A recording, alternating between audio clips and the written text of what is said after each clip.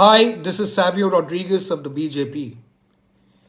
Qatar has invited controversial Islamic preacher Dr. Zakir Naik for the FIFA World Cup.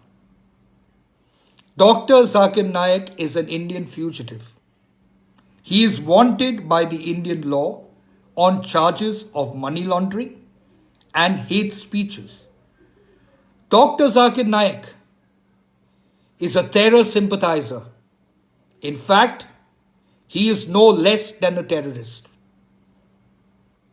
He has constantly supported Osama bin Laden.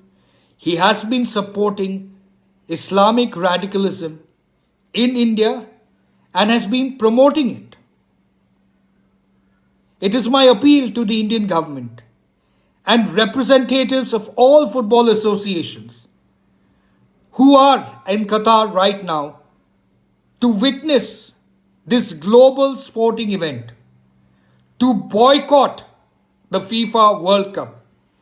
It is my appeal to the people all around the world and governments all around the world. The first fight to terrorism starts with calling out terror sympathizers and people who propagate and promote radicalism and terrorism.